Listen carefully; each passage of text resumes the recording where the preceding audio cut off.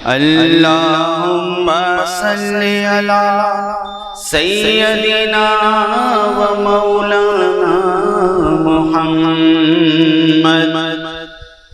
وعلی آلہ و صحبہ وبارک وسلم۔ جنت میں مصطفیٰ کے، جنت میں مصطفیٰ کے صحابہ جہاں رہے، جنت میں مصطفیٰ کے صحابہ جہاں رہے۔ میری دعا ہے میری دعا ہے میرے مرشد وہاں رہے، میری دعا ہے میرے والد وہاں رہے، میری دعا ہے میری اماں وہاں رہے۔ اللہم صلی علی سیدنا و مولانا محمد وعلی آلہ و صحبہ وبارک وسلم۔ فضل رب العلا اور کیا چاہیے، فضل رب العلا اور کیا چاہیے، فضل رب العلا اور کیا چاہیے، فضل رب العلا اور کیا چاہیے، مل گئے مصطفیٰ اور کیا چاہیے، مل گئے مصطفیٰ اور کیا چاہیے۔ یا نعت شریف بہت ہی خوبصورت انداز میں مرشد کریم پڑھتے تھے، اور اس میں ایک نصیحت ہے۔ ہم کوئی ہمارے پر بیماری آ جائے، کوئی مصیبت آ جائے، معاشی حالات ہمارے جیسے آج کل کرونا وائرس کی وجہ سے، تو ہم کہہ دیتے ہیں یار بڑا برا حال ہے، یار مجھے میری تو قسمت ہی خراب ہے، یار ہم پر یہ عذاب آ گیا ہے۔ نہیں کہنا چاہیے۔ سکندر لکھنوی صاحب کی نعت بزرگ اس نیت سے پڑھا کرتے تھے اور سنایا کرتے تھے کہ کاش ہمارے دل میں یہ پیوست ہو جائے کہ آج کے بعد ہم یہ نہیں کہیں کہ ہماری قسمت خراب ہے۔ اگر ہماری قسمت خراب ہوتی کہ تو جس امت میں پیدا ہونے کی تمنا انبیاء اکرام کرتے رہے، اللہ تعالیٰ نے اس امت میں ہمیں پیدا کیا۔ یہ ہماری قسمت اچھی نہیں تو کیا ہے؟ اور پھر ایسی اچھی قسمت کہ سرکار کا عشق اللہ تعالیٰ نے ہمارے دلوں میں پیوست کر دیا۔ تو فضل رب العلا اور کیا چاہیے، مل گئے مصطفیٰ اور کیا چاہیے، مل گئے مصطفیٰ اور کیا چاہیے۔ اور عاشق تو ایسے ہوتے ہیں کہ ایک نبی اگر ان کے محبوب سے انہیں مل جائے تو بس اس کی تمنا کرتے ہیں، اس کے بعد التجا کرتے ہیں کہ بس یہ خوشخبری مجھے مل گئی، اب مجھے موت آ جائے۔ تو مل گئے مصطفیٰ اور کیا چاہیے، دامن مصطفیٰ جن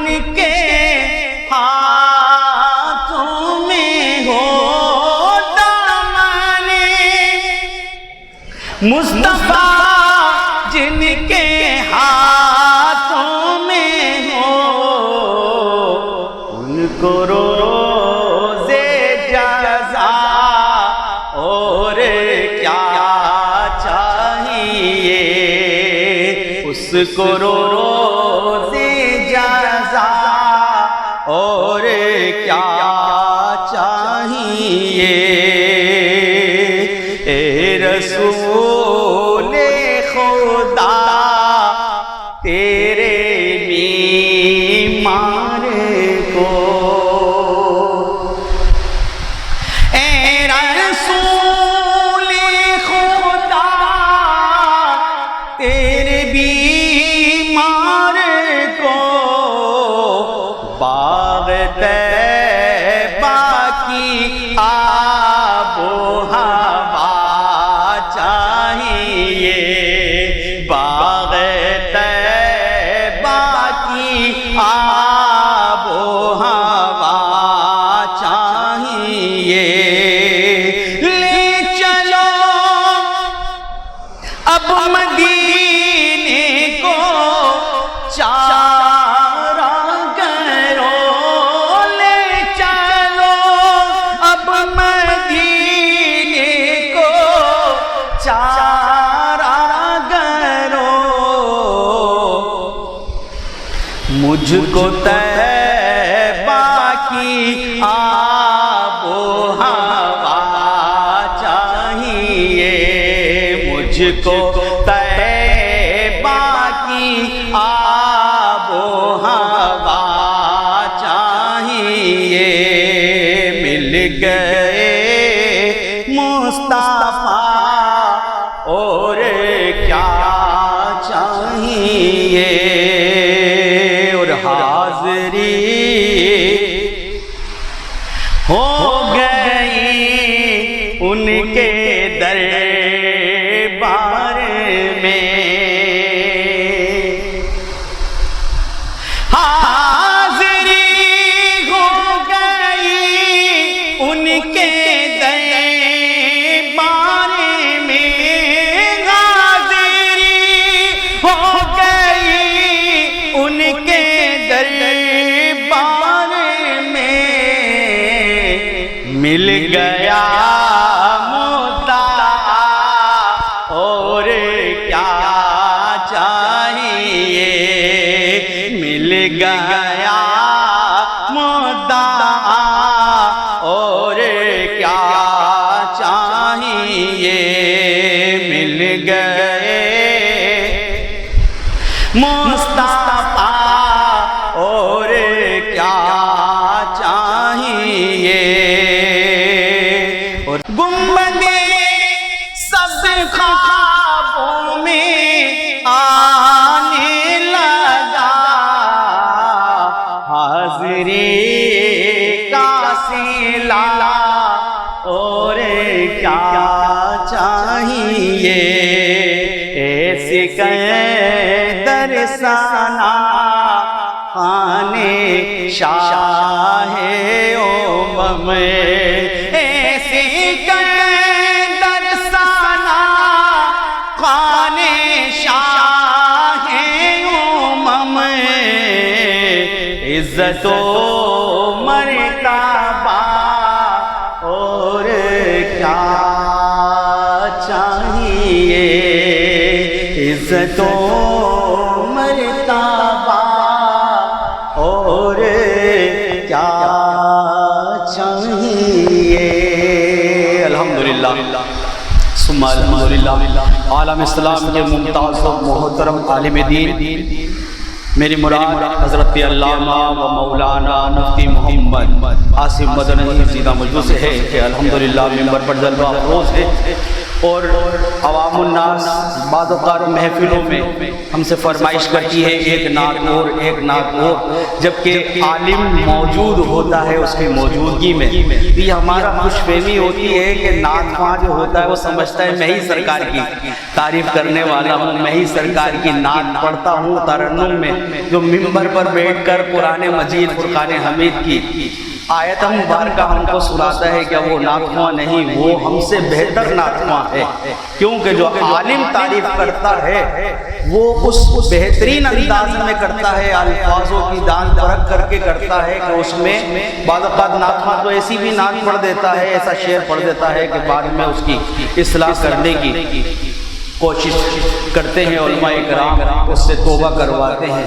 تو ہمیں چاہیے کہ ہم علماء اکرام کی قدر و قیمت جانیں اور ان کے ارشادات کو زیادہ سے زیادہ اپنانے اور اس پر عمل کرنے کی توفیق عطا فرمائے۔ مظفر، جب کسی محفل میں ان کی نعت پڑھتا ہوں، یہ حضرت صاحب کی طرف سے بھی یہ شعر پیش کر رہا ہوں کہ مظفر، جب کسی محفل میں ان کی نعت پڑھتا ہوں، میرا ایمان ہے وہ بھی میرے اشعار سنتے ہیں، سرے آئینہ سنتے ہیں، پسے دیوار سنتے ہیں، سرے آئینہ سنتے ہیں، پسے دیوار سنتے ہیں۔ الحمدللہ ہمارا عقیدہ ہے کہ ہم جب کس سرکار کو پکارے، ہماری پکار کو سرکار سنتے ہیں۔ نعرہ تکبیر، نعرہ رسالت، نعرہ رسالت، نعرہ حیدری، نعرہ غوثیہ علماء اہل سنت۔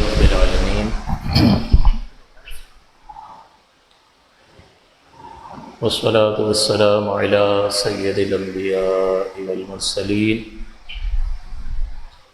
وعلى آلہ واصحابہ اجمعین، اما بعد فاعوذ باللہ من الشیطان الرجیم، بسم اللہ الرحمن الرحیم۔ قال اللہ تبارک وتعالی فی سورة البقرہ، وَإِذِ ابْتَلَىٰ إِبْرَاهِيمَ رَبُّهُ بِكَلِمَاتٍ فَأَتَمَّهُنَّ قَالَ إِنِّي جَاعِلُكَ لِلنَّاسِ إِمَامًا قَالَ وَمِن ذُرِّيَّتِي قَالَ لَا يَنَالُ عَهْدِ الظَّالِمِينَ۔ صدق اللہ العلی العظیم وصدق رسولہ النبی الامین۔ جیسا کہ آپ کے علم میں ہے کہ عید قربان قریب آ رہی ہے، تو اسی کی مناسبت سے میں نے آج کی آیت مقدسہ کا انتخاب کیا، اور اس ضمن میں انشاءاللہ العزیز قربانی سے متعلق کچھ بنیادی باتیں آپ کی خدمت میں ذکر کی جائیں گی۔ جو آیت پاک میں نے آپ کی خدمت میں تلاوت کی، اس میں اللہ تعالیٰ ارشاد فرماتا ہے، سورہ بقرہ آیت نمبر 124 ہے، وَإِذِ ابْتَلَىٰ إِبْرَاهِيمَ رَبُّهُ، اور یاد کرو کہ جب آزمایا ابراہیم کو ان کے رب نے بکلمات، چند باتوں کے ساتھ، فَأَتَمَّهُنَّ، تو پورا کر دکھایا ابراہیم علیہ السلام نے ان باتوں کو، یعنی ان آزمائشوں پہ وہ پورے اترے۔ قال انی جاعلک للناس اماما، تو اللہ تعالیٰ نے حضرت ابراہیم علیہ السلام سے ارشاد فرمایا ان آزمائشوں پر پورا اترنے کے بعد کہ میں آپ کو لوگوں کا امام بنانا چاہتا ہوں۔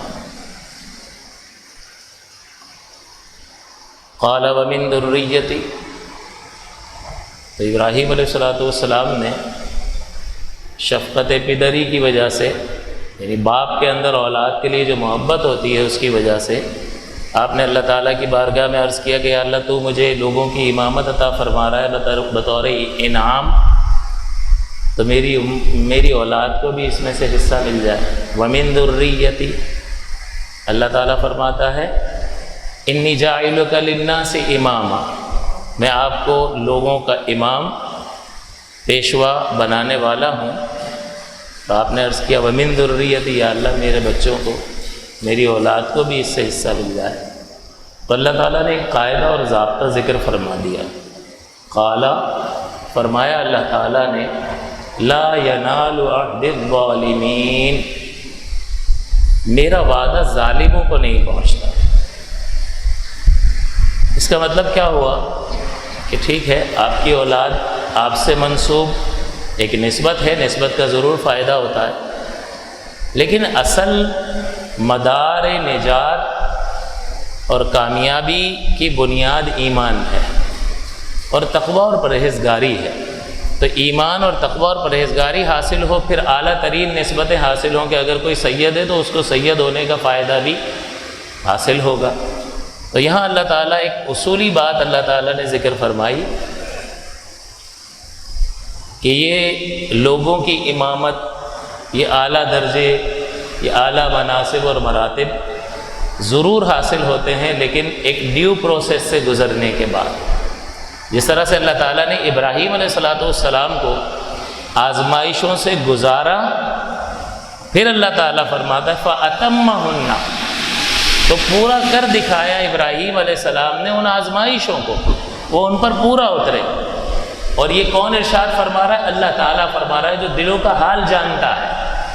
یعنی ابراہیم علیہ السلام کے اخلاص کی گارنٹی یہاں پر مل رہی ہے کہ خلوص کے ساتھ فقط اللہ کی رضا کے حصول کے لیے آپ نے ان آزمائشوں کو نہ صرف اپنی ذات پر برداشت کیا بلکہ خندہ پیشانی کے ساتھ، خوشی کے ساتھ ان آزمائشوں سے آپ گزرے ہیں۔ تو اللہ سند عطا فرما رہا ہے فَأَتَمَّهُنَّ، کہ پورا کر دکھایا ان آزمائشوں کو ابراہیم علیہ السلام نے۔ تو جب یہ ڈیو پروسیس، یہ مشکلات کے مرحلے سے آپ گزر چکے کہ سب کچھ قربان کر کے دکھا رہے ہیں، تب اللہ فرما رہا ہے انی جاعلک للناس اماما۔ یہ لوگوں کی امامت، انسانوں کی امامت یوں ہی تو نہیں مل جاتی نا۔ حضور علیہ السلام کے جد امجد میں شمار ہوتا ہے حضرت ابراہیم علیہ السلام کا، بڑے جلیل القدر رسول ہیں، نبی ہیں، بڑا مقام اور مرتبہ ہے اللہ تعالیٰ کی بارگاہ میں۔ تو یہ اللہ تعالیٰ تو پہلے ہی جانتا تھا کہ اگر میں اپنے اس بندے کو آزماؤں گا تو وہ پورا اترے گا۔ تو اللہ تعالیٰ نے اپنے علم ازلی کی بنیاد پر فیصلہ نہیں فرمایا، ورنہ لوگوں کو کہنے کا موقع مل جاتا کہ بھئی اللہ کی مرضی ہے، اللہ جسے چاہتا ہے اس کو ایسے انعامات بغیر آزمائش کے بھی دے دیتا ہے، اور ہمیں کچھ بھی نہیں دے رہا۔ عوام تو عوام ہے۔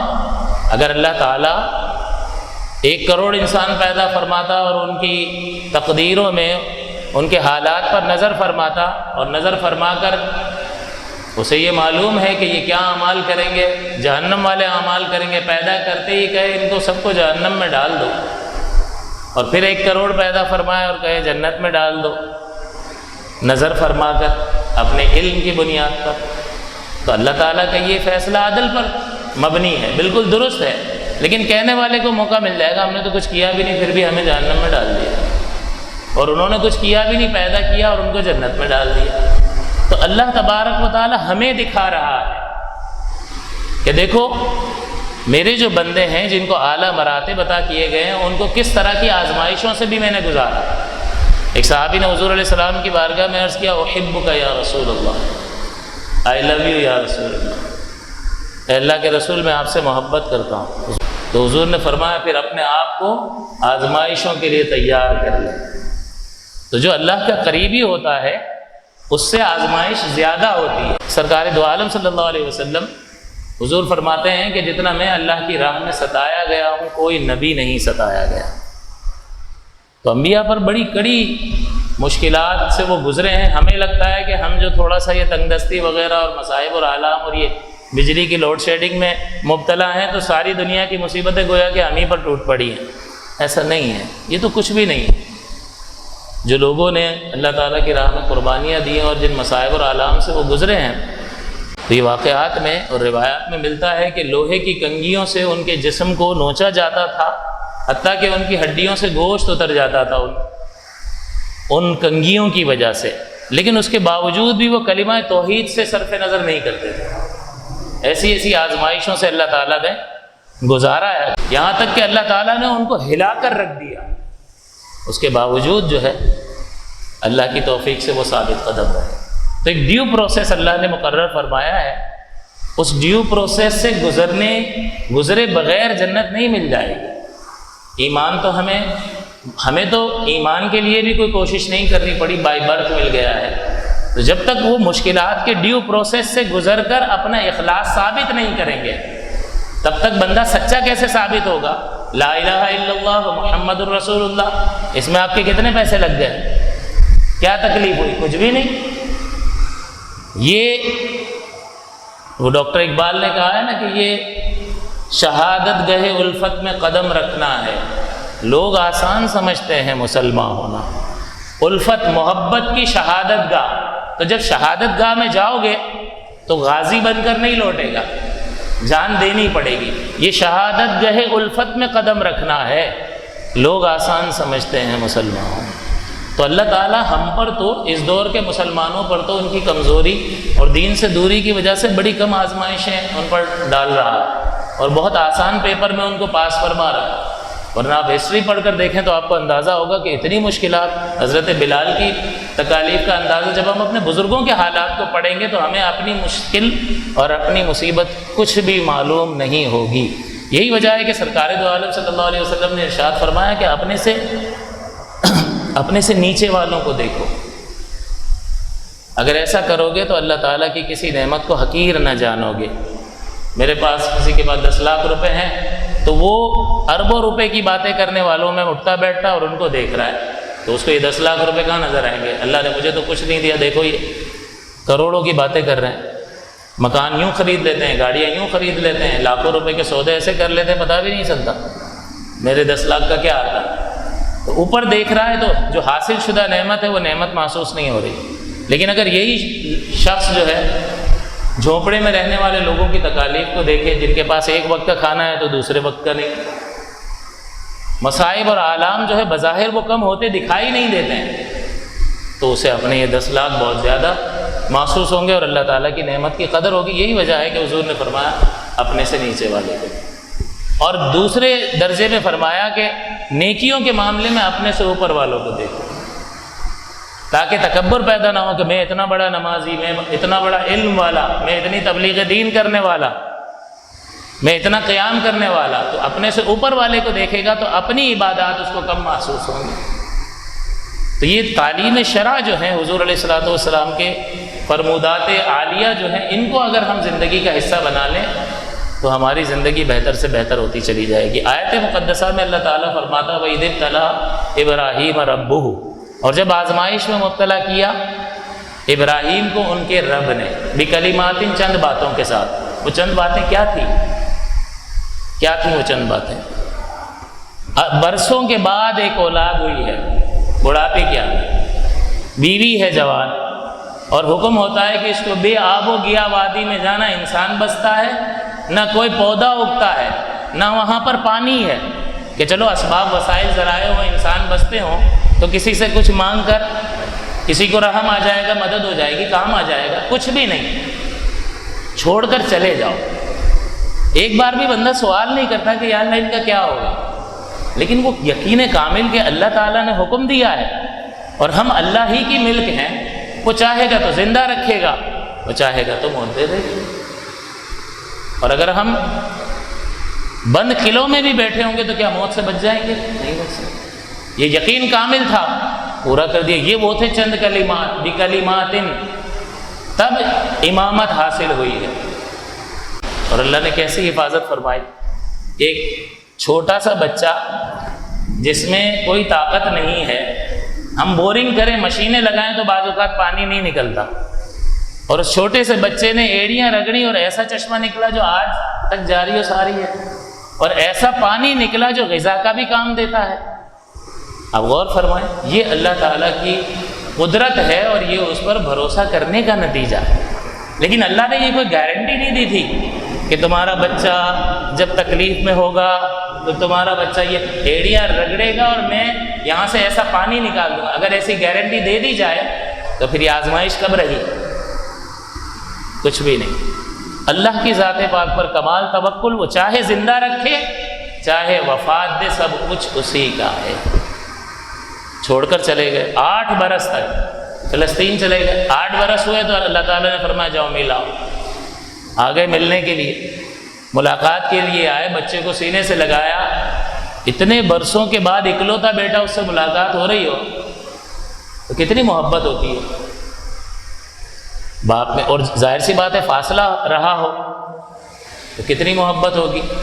اور حکم آ جاتا ہے کہ انی ارا فی المنام انی اذبحک فانظر ماذا تری، اے میرے بیٹے میں نے خواب دیکھا ہے کہ میں تجھے ذبح کر رہا ہوں، فانظر ماذا ترى، بتا تیری کیا مرضی ہے۔ وہ بیٹا بھی عجیب بیٹا، یا ابت افعل ما تؤمر، اے میرے والد گرامی کر گزریے جس کا آپ کو حکم ہوا۔ پوچھ رہے ہیں کہ ذبح کر رہا ہوں، تو ذبح کا جواب ذبح کے، اگر اللہ نے حکم دیا تو ذبح کر دیں، لیکن یہاں پر کلمہ ما فرمایا، ذبح کا کہا ہے ذبح، جو فرمایا ہے۔ آگ میں جلانے کا کہا ہے آگ میں جلا دو، ٹکڑے کرنے کا کہا ہے ٹکڑے کر دو۔ سوال ہے ذبح کر رہا ہوں، جواب دیتے ہیں والد صاحب ذبح کر دیجئے۔ ما تؤمر، یا ابتی اے میرے والد مکرم، افعل ما تؤمر، کر گزریے ما، وہ جس چیز کا آپ نے جو اللہ نے آپ کو حکم دیا۔ اسی لیے ڈاکٹر اقبال نے کہا کہ یہ فیضان نظر تھا یا کہ مکتب کی کرامت تھی۔ ابراہیم علیہ السلام 8 برس تک ابراہیم علیہ السلام سے دور رہے، اپنی والدہ ماجدہ کی آغوش میں پرورش پائی ہے، تو اب یہ کیا ہوا ایسی کہ انہوں نے کہا کہ میں تجھے ذبح کر رہا ہوں، اور خواب کی بات ہے، نبی کا خواب بھی وحی ہوتا ہے اور اس پر عمل کرنا لازم ہوتا ہے، تو خواب کی بات ہے اور آپ کہہ رہے ہیں کہ ٹھیک ہے جو اللہ نے حکم دیا آپ کر گزریے۔ تو یہ کون سی تربیت تھی، کون سی یونیورسٹی میں پڑھتے تھے، کون سے کالج جاتے تھے؟ یہ ابراہیم علیہ السلام کی ایک نظر کا فیض تھا۔ ڈاکٹر اقبال نے کہا کہ یہ فیضان نظر تھا یا کہ مکتب کی کرامت تھی، سکھائے کس نے اسماعیل کو آداب فرزندی۔ تو آپ غور فرمائیے کہ یہ ہیں وہ چند کلمات۔ ابراہیم علیہ السلام کو پچھلے جمعے بھی میں نے عرض کیا کہ ابراہیم علیہ السلام کو کہا یہ جب میلے پر جائیں مشرک تو بت توڑ دینا، ایک بار بھی نہیں کہا کہ آئیں گے تو میرا کیا کریں گے۔ جو مالک کی مرضی، مار دیں، ذلیل کریں، گالیاں دیں، یہ اللہ کے لیے ہے تو یہ عزت ہی عزت اور بلندی اور سرفرازی ہی سرفرازی ہے۔ کر دیا، پھر آگ میں ڈالا جا رہا ہے، جبریل امین کو اللہ نے بھیجا ہے، کوئی حاجت ہے؟ فرمایا جس کی بارگاہ میں حاجت ہے مجھے تم سے کوئی حاجت نہیں ہے۔ فرمایا پھر اللہ کی بارگاہ ہی میں براہ راست عرض کر دیں، اتنی بڑی آگ میں ڈالا جا رہا ہے، کوئی آسان کام ہے؟ نہیں۔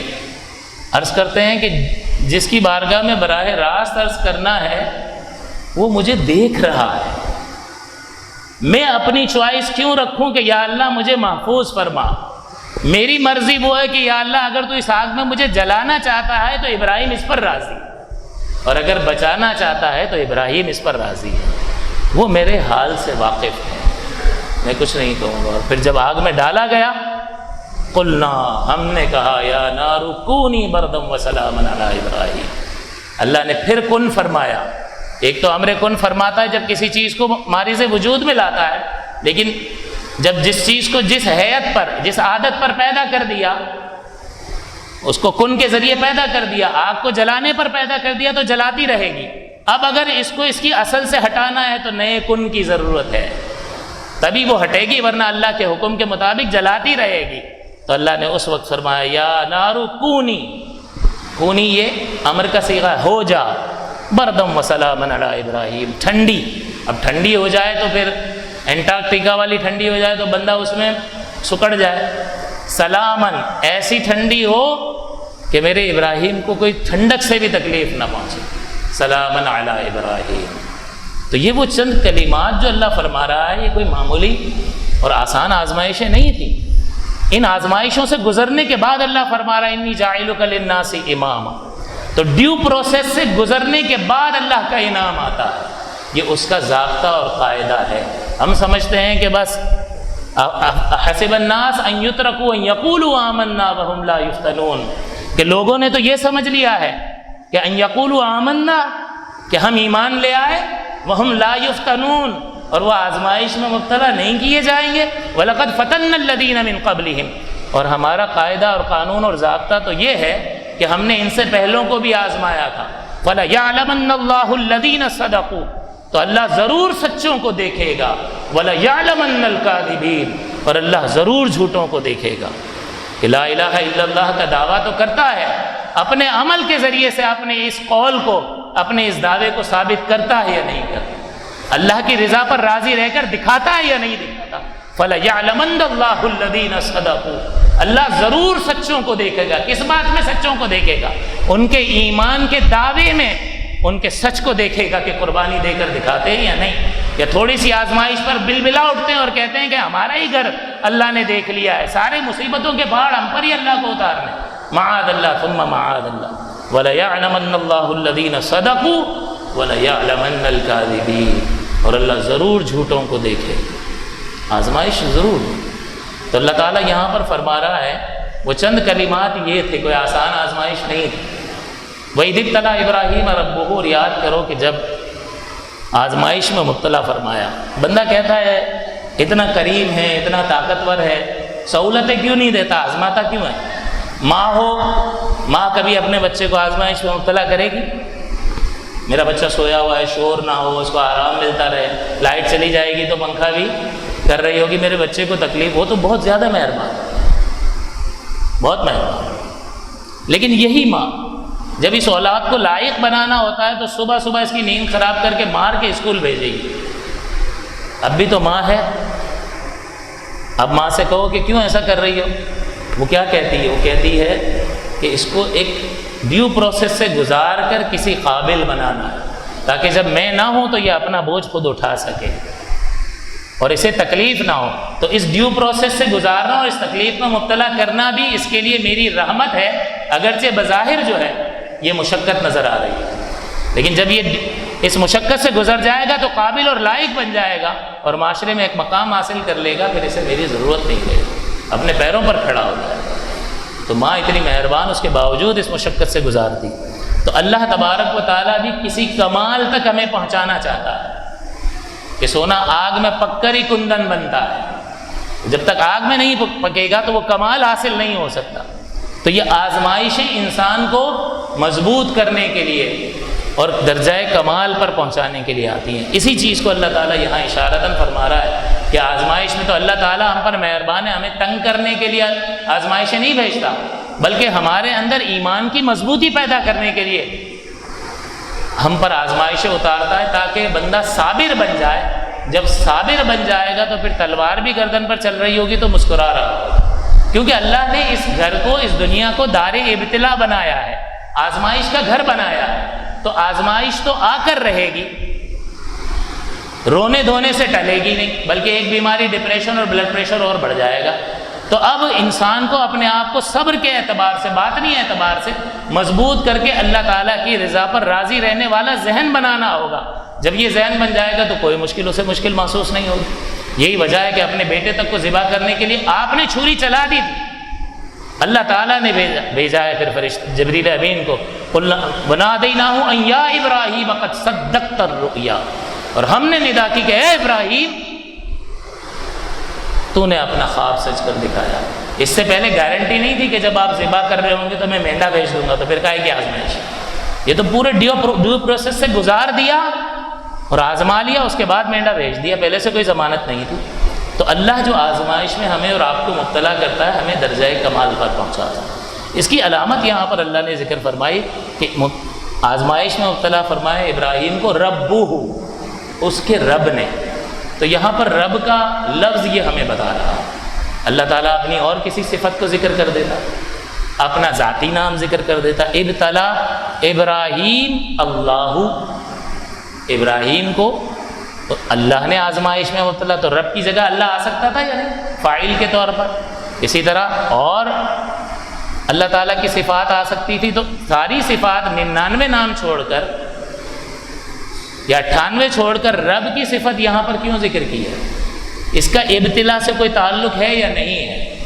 تو رب کہتے ہیں کہ تبلیغ الشیء الی کمالہ شیئا فشیئا، کسی چیز کو آہستہ آہستہ درجہ کمال پر پہنچا دینا، یہ ربوبیت کہلاتا ہے۔ تو رب کا مطلب ہے آہستہ آہستہ درجہ کمال تک پہنچا دینا، اور اللہ تعالیٰ رب العالمین ہے۔ تو درجہ کمال پر کب پہنچائے گا؟ جب کسی چیز کو نہیں ہوگی پیدا فرمائے گا۔ یہ اس شے کے حق میں اللہ تعالیٰ کی ربوبیت کا اظہار اول ہے۔ ایک بیج ڈالتے ہو، اس سے ایک ننھی سی کونپل نکال دیتا ہے، یہ بھی اللہ تعالیٰ کی ربوبیت کا اظہار ہے۔ ایک چیز نہیں تھی، اس کو پیدا کر دیا عدم سے وجود، پھر اس کو آہستہ آہستہ درجہ کمال پر پہنچا کر ایک تناور درخت کر دیتا ہے۔ تو عدم سے وجود میں لانا بھی اللہ کی ربوبیت کا اظہار ہے، اور اسے آہستہ آہستہ درجہ کمال پر پہنچا کر اسے اس کے کمال نوعی تک پہنچا دینا، یہ بھی اللہ کی ربوبیت کا اظہار ہے۔ تو اس کا مطلب یہاں پر کمال تک پہنچانے والی بات کو ذکر کیا جا رہا ہے کہ وہ رب، وہ ذات پاک اس ذات نے آزمایا ہے ابراہیم کو جو آہستہ آہستہ درجہ کمال پر پہنچا دیتی ہے۔ اس کا مطلب یہ ہوا کہ یہ ابتلا اور آزمائش جو ہے یہ ابراہیم علیہ السلام کو اور ہمیں تنگ کرنے کے لیے نہیں آتی، بلکہ آہستہ آہستہ درجہ کمال پر پہنچانے کے لیے آتی ہے۔ یہ ہمیں کامل کرنے کے لیے آتی ہے، اللہ تعالیٰ کی رضا پر راضی رہنے کا ذہن بنانے کے لیے آتی ہے۔ تو گویا کہ یہاں پر ابتلا اور آزمائش اللہ کی ربوبیت کا اظہار ہے، اور رب کسے کہتے ہیں؟ آہستہ آہستہ درجہ کمال پر پہنچانے والا۔ تو اللہ تعالیٰ کی رضا پر راضی رہنے کا ذہن بنانا چاہیے۔ جب بھی کوئی مشکل اور پریشانی آئے اسے اپنے رب کی طرف سے ابتلا اور آزمائش سمجھ کر ایک درجہ کمال پر پہنچنے کا سبب قرار دینا چاہیے، تب دل کو اطمینان اور آرام حاصل ہوتا ہے۔ اس لیے کہ جب اللہ تعالیٰ کی طرف سے کوئی آزمائش آتی ہے تو بندہ اس پر بھی غور کر لینا کہ یہ آزمائش اپنی جگہ پر، لیکن اس کی نعمتیں کتنی ہیں۔ اگر وہ آنکھیں عطا نہ فرماتا تو کیا ہوتا؟ لوگوں پر بوجھ ساری زندگی۔ آج اپنے کام خود تو کر لیتا ہے، آپ کہو گے نہیں میری اولاد بہت اچھی ہے، 10 دن میں پتہ چل جاتا ہے اولاد کیسی ہے۔ کوئی کسی کے ساتھ بندھ نہیں سکتا ساری زندگی کہ آپ آرڈر کرو اور وہ کام کر دیں آپ کا۔ 10 بار پانی مانگو گے، 11ویں بار مانگو گے تو کچھ 2 جملے بولے گا ابا آپ، بار بار آپ کو پیاس لگتی ہے، تو پھر پتہ چلے گا کہ یار آنکھ ہوتی تو یہ جملہ اولاد کی طرف سے سننے کو نہ ملے۔ تو اس جملے کی اذیت اور تکلیف سے آپ کو بچایا کس نے؟ اس آنکھیں دینے والے رب نے بچایا۔ ہاتھ نہ ہوتے تو کیا کرتے؟ پانی کے گھڑے تک، کولر تک چلے جاتے لیکن پانی بھر کر پی نہیں سکتے تھے۔ لازماً کسی کو کہتے کہ یار گلاس ذرا منہ کو لگا دو، اور وہ اگر تھوڑا تھوڑا پلائے تو ہم کہیں گے یار ذرا تھوڑا ڈالو تو صحیح، اور وہ زیادہ ڈال دے تو مسئلہ۔ اور اس سے بھی کئی بار مانگو تو وہ کہے کہ بھائی اتنے کام ہمارے پڑے، بس یہی کام رہ گیا کہ آپ کو پانی ہی پلاتے رہے۔ اور واش روم کے معاملات، یہ تو ماں ہوتی ہے جو کرتی ہے بچوں کا، لیکن پھر کوئی بیٹی بھی نہیں دیتا، یعنی شادی بھی بہت زیادہ مشکلات کا انسان کو سامنے رہے۔ تو اتنی اذیتوں کو ذرا بندہ فرض کرے کہ یہ جو ہاتھوں کی نعمت جو مفت کا مال جو استعمال کر رہا ہے، تو ذرا سوچے تو صحیح کہ اس کے مفقود ہونے کی صورت میں اپنی اذیتناک زندگی کا تصور تو کر کے دیکھے، تو پھر پتہ چلے کہ وہ زبان کے جو تیر سینے پر لگتے ہیں اس کی کتنی اذیت ہوتی ہے۔ وہ مہربان رب جس نے اتنی اذیتوں، اتنی لوگوں کی محتاجیوں سے بچا لیا، اگر وہ کبھی کوئی آزمائش میں مبتلا فرمائے اور اس میں بھی ہمارے لیے کمال کا پہلو ہو، اس میں ہم بپھرتے ہیں اور معاذ اللہ اللہ تعالیٰ کی بارگاہ میں الٹے سیدھے کلمات کہتے ہیں۔ تو اللہ تعالیٰ کی نعمتوں پر اگر انسان غور کرے، آنکھیں نہ ہوں جس شخص کی، اور عید کے دن نئے کپڑے اس کا بچہ پہن کر آئے کہ ابو دیکھو کتنا اچھا لگ رہا ہوں، اب حسرت انسان کو کیسی ہوگی کہ کاش تھوڑی دیر کے لیے مجھے آنکھیں مل جائیں، میں اپنے بچے کو دیکھ لوں کیسا دکھتا۔ اس کی حسرت کا اندازہ کر سکتے ہیں؟ بچے کو سینے سے لگائے گا، پیسے دے گا، جاؤ بیٹا ماشاءاللہ بہت اچھا لگ رہا ہے میرا بیٹا، لیکن جب یہ چلا جائے گا تو آنکھوں میں نمی آئے گی یا نہیں آئے گی؟ وہ تڑپ کہ میں اپنی اولاد کو دیکھ لوں، اس کا اندازہ کوئی لگا سکتا ہے؟ اس تکلیف سے، اس اذیت سے کس نے بچایا؟ اس آنکھیں دینے والی ذات نے بچایا۔ تو اللہ تعالیٰ کی نعمت کو ہم ٹیکن فار گرانٹیڈ لیتے ہیں، یہ تو ہمارا حق تھا، مل گیا، سبھی کو دیا، ہمیں دے دیا تو کیا ہو گیا؟ اس طرح نہیں سوچنا چاہیے۔ اللہ تعالیٰ کی نعمتوں میں غور کریں گے تو ہم بہت امیر لوگ، بہت کچھ اللہ تعالیٰ نے عطا فرمایا ہے۔ پھر کبھی کوئی آزمائش آتی ہے تو اتنی نعمتیں ہوتی ہیں تو بندہ کہتا ہے اتنا کچھ دیا بھی تو ہے، تو کبھی آزما لیا تو کیا ہو گیا؟ جو مالک کی مرضی، یہ رویہ ہونا چاہیے۔ تو یہی تعلیم یہاں پر مل رہی ہے کہ فَأَتَمَّهُنَّ، ابراہیم علیہ السلام نے ان آزمائشوں کو پورا کر کے دکھایا۔ اس کے بعد اللہ تعالیٰ نے فرمایا انی جاعلک للناس اماما، کہ میں آپ کو لوگوں کا امام بنانے والا ہوں۔ تو یہ اتنی تکلیفوں سے جب آدمی گزرتا ہے تو پھر اللہ تعالیٰ کے خزانے، اس کے خزانوں میں تو کوئی کمی نہیں ہے نا، پھر وہ عطا فرماتا ہے، عزتیں اور سرفرازیاں سے نوازتا ہے. کہ ایک وقت تھا کہ لوگ آپ کو دھکے دے رہے تھے بت توڑنے کی وجہ سے، داڑیاں پکڑ کے کھینچ رہے تھے، آگ میں ڈال رہے تھے آپ کو. میں سارے لوگوں کا آپ کو امام بنانے والا، سب پر آپ کو بلندی عطا فرمانے والا. اس وقت تو ہر ایک پکڑ کر جھنجھوڑ رہا تھا اور جو منہ میں آ رہا تھا بول رہا تھا، لیکن اللہ نے کیا انعام عطا فرمایا، انی جاعلک للناس اماما. پھر آپ نے جو فرمایا کہ میری اولاد کو بھی، تو اللہ تعالیٰ نے ایک ضابطہ ذکر کر دیا، آپ کی اولاد کو ضرور ملے گا، لیکن اس ڈیو پروسیس سے ہر ایک کو گزرنا پڑے گا، اس مشقت اور آزمائش کے عمل سے ہر ایک کو گزرنا پڑے گا. جو گزرے گا انی جاعلک للناس اماما، اسے اس سے حصہ ملے گا. لا ینال عہد الظالمین، میرا وعدہ ظالموں کو نہیں پہنچتا. تو آج ہم کیا سمجھتے ہیں؟ یہ ابراہیم علیہ السلام کو جواب دیا جا رہا ہے، جنہوں نے ابھی اتنی کٹھن آزمائشیں پوری فرما دی، اور اللہ نے امامت کا صحرا آپ کے سر پر رکھ دیا، اور ساتھ عرض کر رہے ہیں کہ یا اللہ میری اولاد کو بھی تو اللہ تعالیٰ پرنسپل بیان کرنے میں حیا نہیں فرما رہا ہے. ان اللہ لا یستحی ان یضرب مثلا ما بعودۃ فما فوقها. اللہ تعالیٰ اپنے آپ کو نہیں روکتا ہے. جب اللہ تعالیٰ کے لیے حیا کا لفظ استعمال فرمایا جائے تو اس کا مطلب ہوتا ہے روکنا. اللہ تعالیٰ اپنے آپ کو کسی بھی مثال کے بیان کرنے سے روکتا نہیں، چاہے وہ مچھر کی مثال بیان کرے یا اس سے اونچی مثال بیان کر دے، اس کو کون روک سکتا ہے؟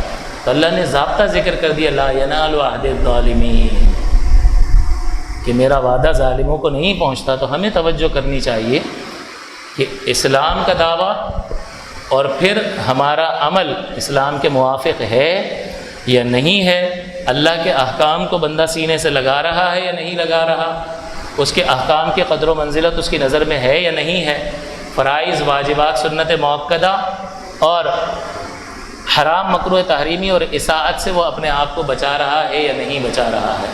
تھوڑی سی زندگی ہے، بار بار عرض کرنے کا مقصد یہ ہے کہ کبھی کوئی بات ہوتی ہے جو کسی دل پر چوٹ کر جاتی ہے، اور وہی ایک جملہ جو ہے انسان کی زندگی کو بدلنے کے لیے کافی ہوتا ہے.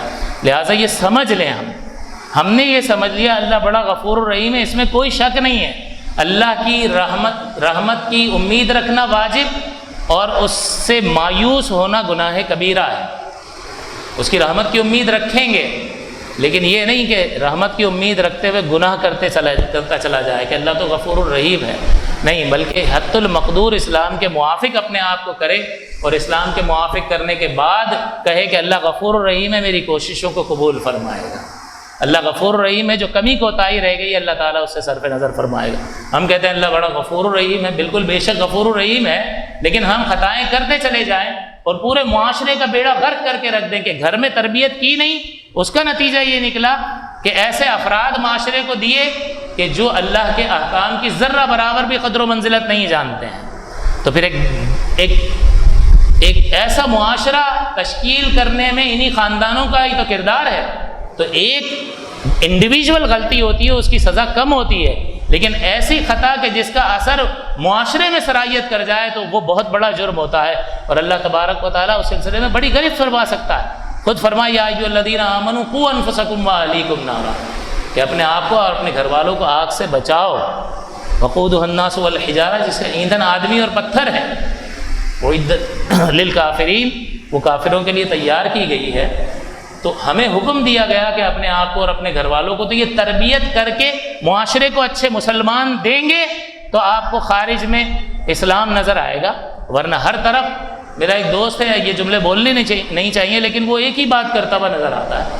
کہتا ہے کسی مزدور کو رکھ لو، کچھ بھی کر لو، کسی سے بھی کام لے لو، اگر آپ چوکیداری نہیں کرو گے دھوکہ ہو. وہ ایک ہی بات کرتا ہے. ہر ایک جو ہے وہ اسی چکر میں ہے کہ کسی نہ کسی طریقے سے دھوکے سے پیسہ کما لو، فراڈ کر لو. تو یہ افراد کہاں سے آ گئے؟ گھروں سے آ گئے. کیوں آ گئے؟ گھر میں کوئی اسلامی تربیت کا اہتمام ہی نہیں تھا. تو ہر ایک اس سلسلے میں مجرم ہے. اور جو بڑی عمر کے حضرات ہیں، میری گزارش ہے کہ ان کو اللہ کی بارگاہ میں یہ گزارش کرنی چاہیے، توبہ کرنی چاہیے کہ یا اللہ ہم نے جو اولاد کی دینی اعتبار سے تربیت نہیں کی، اس سلسلے میں تو ہمیں معاف فرما اور ہماری اس خطا سے درگزر فرما کہ غلطی ہو گئی، اس وقت پتہ نہیں تھا، یا کوتاہی ہو گئی یا سستی ہو گئی، اور اب ہم کوشش کر رہے ہیں لیکن بچے بڑے ہو گئے، وہ سنتے کہاں ہیں اب. تو اب بہرحال ہاتھ سے گیم نکل گیا. جن کے ہاتھ میں ہے ان پر لازم ہے گرفت ہوگی.